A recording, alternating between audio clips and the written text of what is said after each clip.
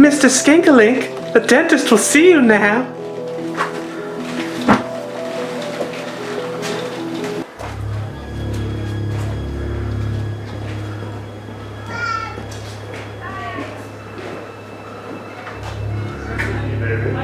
Yes?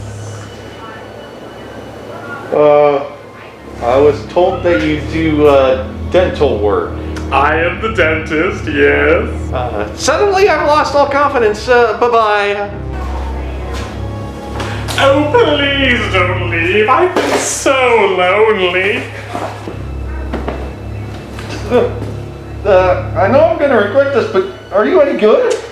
Oh, I've seen Little Shop of Horrors, so 2.5. I watched the pod with the dentist like on repeat for over a week. You know that Steve Martin as the dentist is not supposed to be a role model. Oh, I love Steve Martin. He's so funny. Why, I'd be Steve Martin and you be Bill Murray. No, that's not how this works. Are you ready for fun? Shouldn't you look in my mouth first? Also, shouldn't you be wearing a mask? How about this? Ah! No. Oh. No. Oh. Oh dear. We need to remove 2 teeth. Wait, but only one of them hurts. Well, one because of the cavities, and the other from my necklace. What? Now open up and prepare to receive the Cavinator 2000. Oh dear, you're right. This won't do it all. This is the Cavinator 12. This little guy, this friend, this is the Cavinator 2000. Wait, don't you need to give me something for pain? Oh, don't worry, there will be plenty of pain. Don't you have some gas or something for me? Oh, fine. Just inhale from this. While amusing, I don't think this will help. It's bringing a smile to my face. But it won't fix the smile on my face now, will it? Is there anything else you can do? Oh, you're one of those guys, aren't you? Well, let's see. How does this go? You have a talent for causing things. Really hurt. Okay then, plan B. How long can you hold your breath for? Oh, you're one of those types. A video game reviewer, aren't you? Here, play this for 5 minutes and I guarantee you'll be right out. I was playing a game supposed to make me...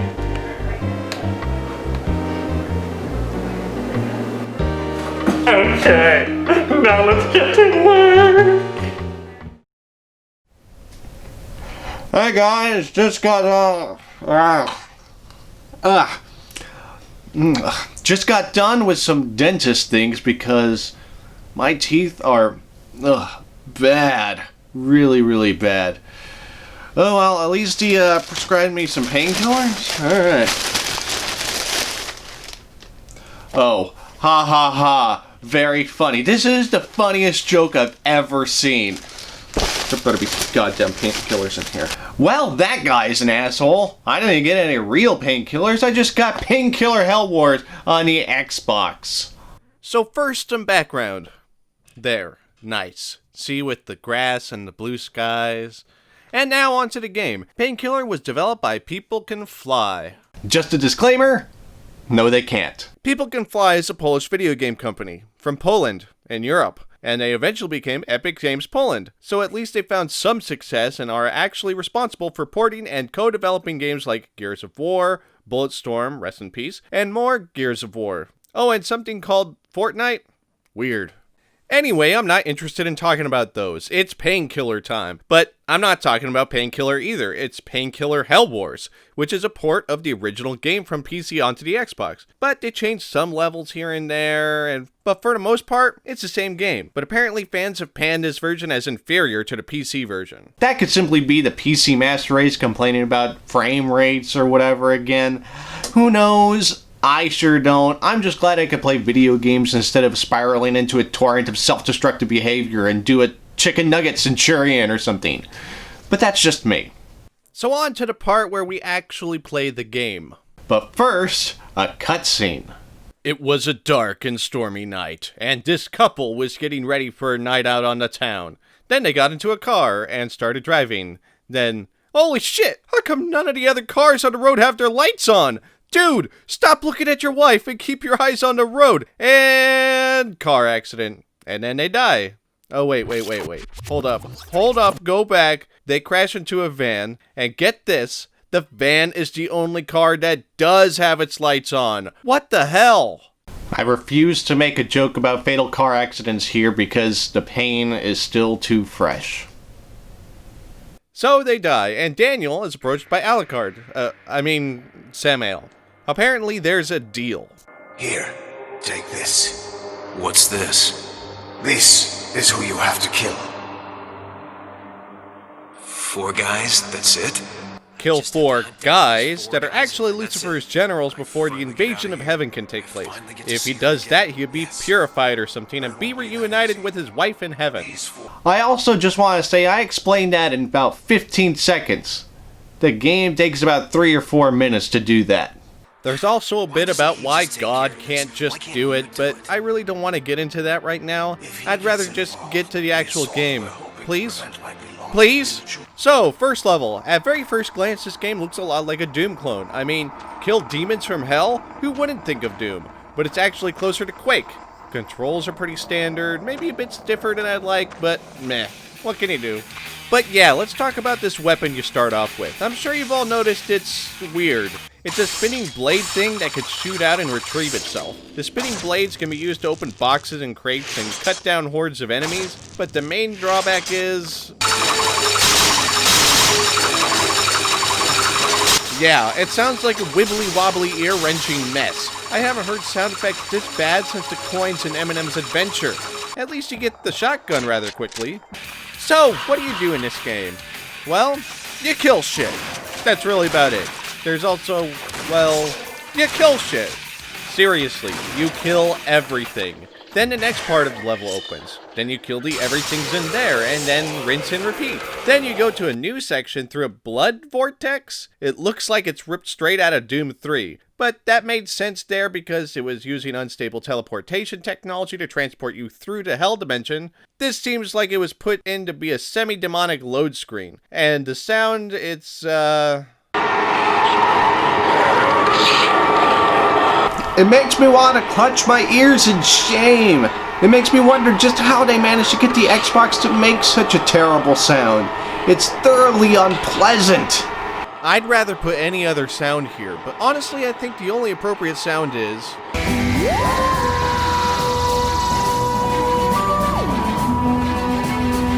I do have to say though, there's some pretty kick-ass battle music. I'm definitely not really a metal fan though. I mean, just look at me. Does anything about me just scream, I like metal?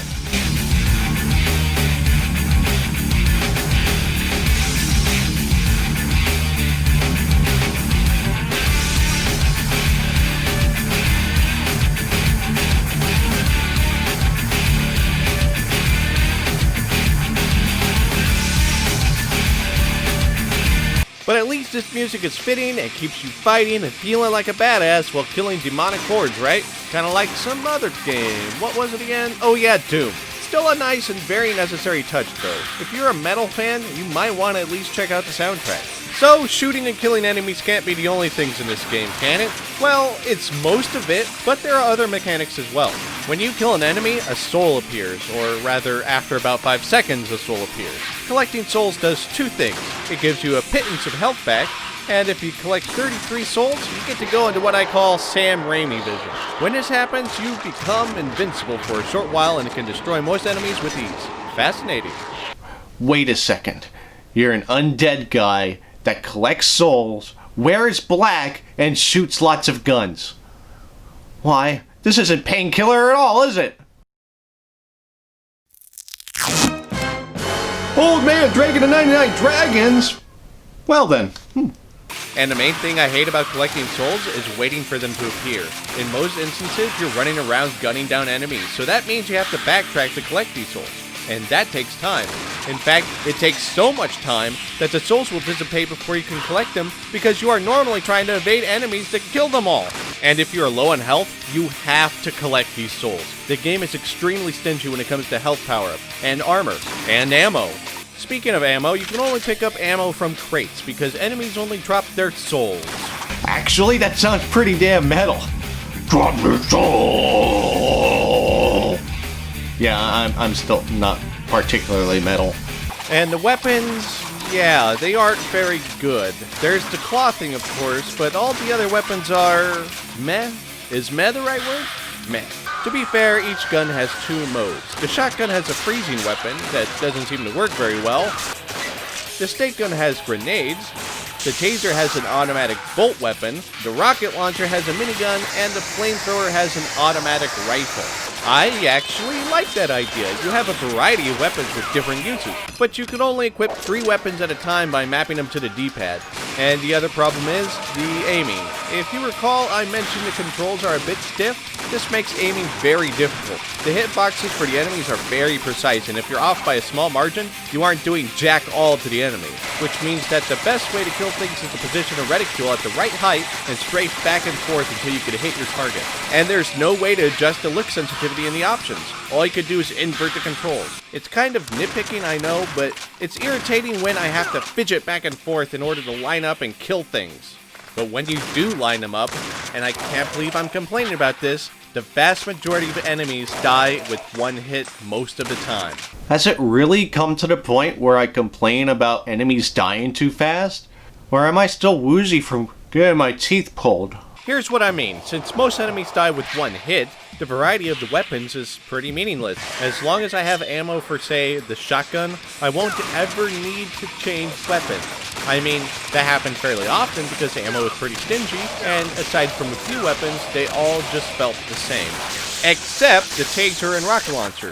The taser was just a useless piece of crap, but the rocket launcher is the most counterproductive, inoperative, fruitless, meaningless, futile, no good, hopeless, pointless, idle, stupid, impractical, unproductive, incompetent, unworkable, ineffective, worthless pile of absolute fuck all I have ever seen. I mean, just look at this.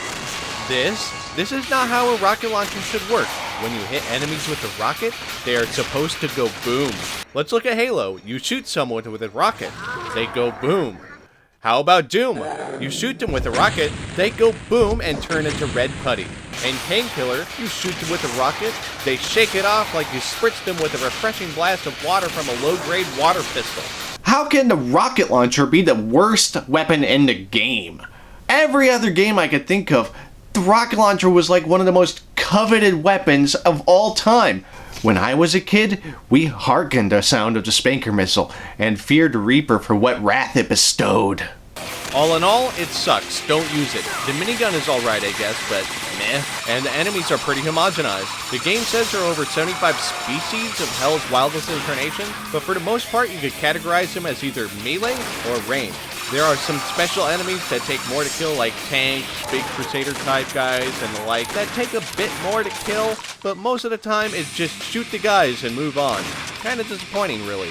There's also these black tarot cards that you can collect by doing special tasks during the mission, like killing enemies, collecting souls, etc. It changes from missions to mission, and if you don't press the select button to look at it at the beginning, you could fail the task before you even know it. But is it worth it getting these tarot cards? The purpose of the cards is to give you a special power you could use once per mission, but you have to equip these cards, and if you haven't collected enough gold, then you can't. So, at least that's something else to do, right? You get gold from breaking objects. Yay! You can either shoot them or use your claw thing, but that eats up time, so between collecting gold and souls, it really drags down the pace of the game. And then, most times, I forget that I have a tarot card equipped, so I never use them. The graphics are nice at least. For the original Xbox, the enemies and environments are very nicely rendered. My only issue is that most of the levels look the same, or at least have very similar themes. There are a few exceptions, but for the most part, you'll be seeing Gothic-style architectures, browns and grays, and dark buildings and areas. Hardly anything tends to stick out. Everything seems rather forgettable, which at least means if I play this game again, it'll be like playing it for the first time. Okay, so what other things can I nitpick about? Oh yeah, the X and Y buttons aren't used in the game. That's pretty weird.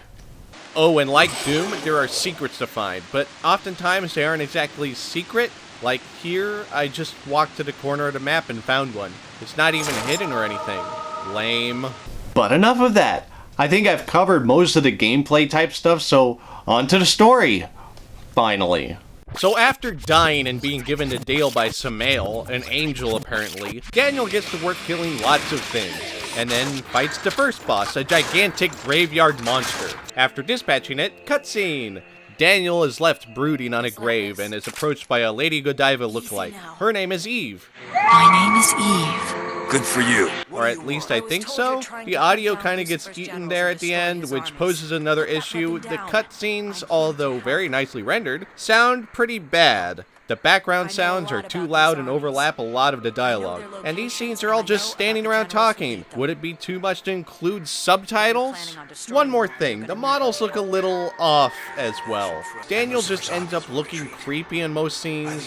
Oh, and they tend to do that Mass Effect eye thing when they turn away from each other. You know, yeah, that. Okay, I think that's enough for now. There's sort of a story going on, so Eve tells Daniel that his map is bad and he needs to go to the next section of gameplay in order to find the second general, so he does, and then fights the second general by popping bubbles. And if it seems like the story parts are going a little fast right now, that's because the individual levels don't actually contribute anything to the story. It's pretty much just filler. So after General Number 2 is vanquished, Eve appears again and says that she doesn't know where to go, but Daniel knows someone who can help. He leads them both to a demon named Asmodeus, who is a demon, and minor background happens. I am a demon, yes, but I'm not like the others. I didn't come here to hunt human souls like wild animals. I came here to escape from below. I did so long ago, and have been in hiding, and waiting ever since. Wait. You're not the Eve, are you? What? The Eve? Okay. Oh, and apparently Eve is the Eve. How subtle. Asmodeus tells Daniel where to go next, and then Daniel does the killing thing and the fighting general thing. This time being careful to destroy the hammer first. And now it's back to talking to Samael. I mean, Daniel is being edgy and angry at Samael. Did I say edgy? I meant whiny.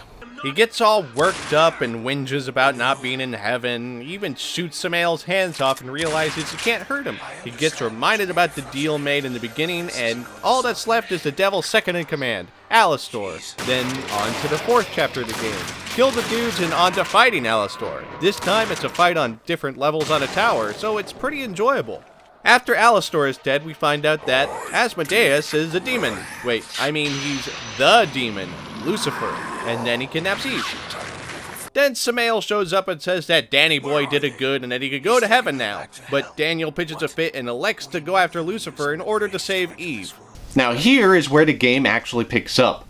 Most of the issues I've addressed earlier are mitigated, to say the least. I swear, the last 5 levels of the game are by far the best and make me feel bad about my complaints earlier. Remember when I said all the levels were boring? Well, each one of these levels here are pretty damn unique and memorable. There's an orphanage that has some creepy kid demons that change into other forms when you shoot them. There's the Dead City, which has flying demons, tanky demons, and exploding zombies with whales that are pretty damn bone-chilling. Like, they are compelled to attack you, even though they don't want to, but at least that ends up ending their eternal torment, sort of. Neat! There's also a World War II stage which uses the Russian national anthem as its battle music.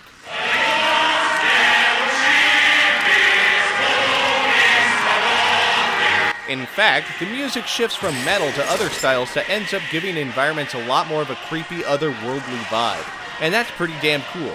My main issue with these levels was that they were more prone to game-breaking glitches, which meant I had to start the mission over. Oh, and in Dead City, these stupid fire escapes. Seriously, I have to jump from these stairs to these other stairs, but this railing is in the way. So naturally I try to jump on the railing to be able to clear the distance. But the mid-jump movement is super sensitive. I either don't move at all, or I end up overdoing it and falling to the ground. Plus there's fire that will kill you if you don't make the jump. Fun! I feel like I'm missing something.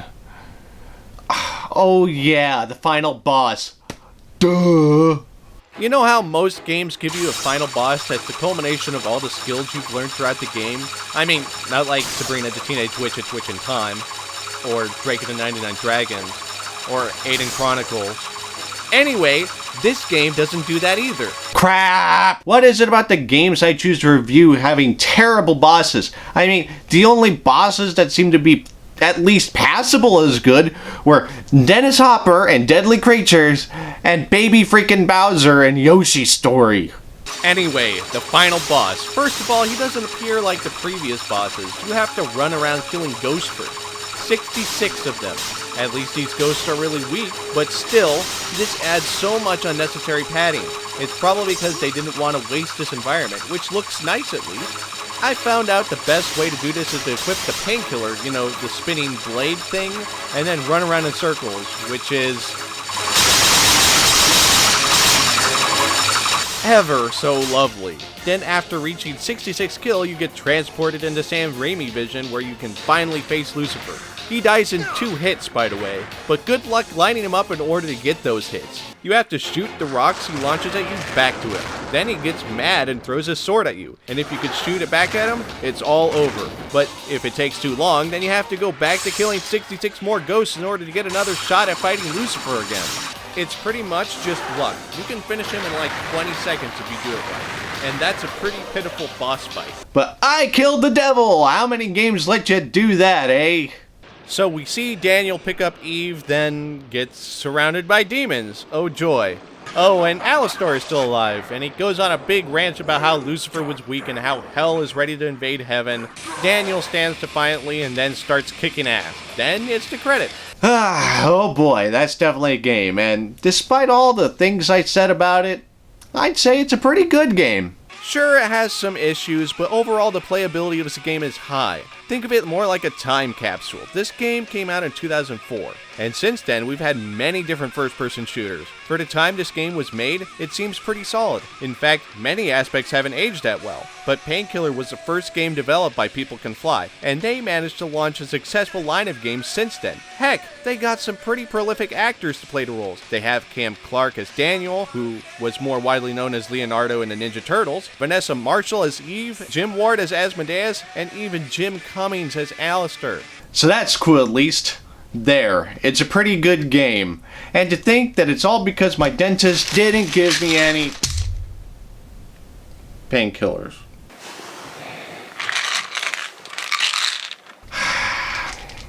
Are you freaking kidding me?